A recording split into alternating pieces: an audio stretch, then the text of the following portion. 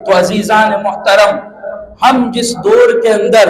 اپنی زندگی گزار رہے ہیں، ہم جس دور کے اندر رہ رہے ہیں، اس دور میں بھی کچھ چیلنجز ہیں کہ بحیثیت مسلمان اور بحیثیت نبی جس طرح اللہ کے رسول صلی اللہ علیہ وآلہ وسلم نے ان چیلنجز کو قبول کر کے اسلام کے پرچم کو بلندی عطا فرمایا اور ان چیلنجز کو قبول کر کے اپنے رب کی وحدانیت کی تبلیغ کیا اور ان چیلنجز کو ایکسپٹ کر کے اپنی رسالت کا پیغام پہنچایا، اور جس طرح صحابہ اکرام نے اپنے وقت کے چیلنجز کو قبول کر کے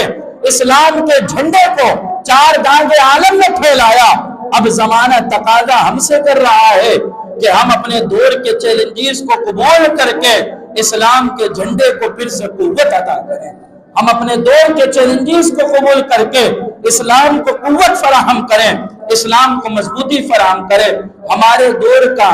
عزیزان محترم چیلنج یہ نہیں ہے کہ ہم کلمہ پڑھ لیں، ہم تو پیدا ہوتے ہیں، ہمارے ماں باپ خود انتظام کرتے ہیں کہ کسی مولوی کو پکڑو اور اس کے کان میں سب سے پہلے جو آواز جائے وہ آواز ہی اللہ اکبر کی آواز ہو۔ یہ ہمارے لیے چیلنج نہیں ہے،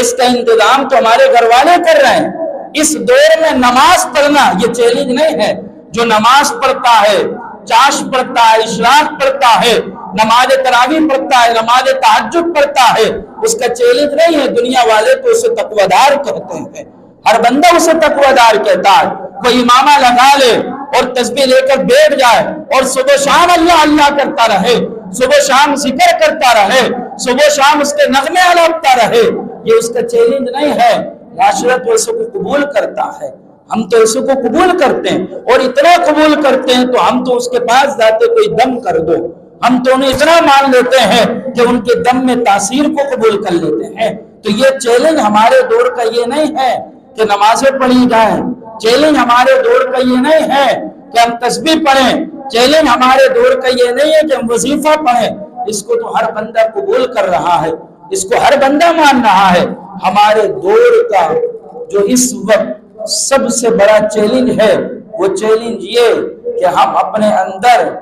یہ ہمت اور یہ قوت پیدا کریں کہ ہم ببانگ دہل کہہ سکیں کہ یہ کام شریعت کے خلاف ہے، لہذا میں یہ کام نہیں کر سکتا۔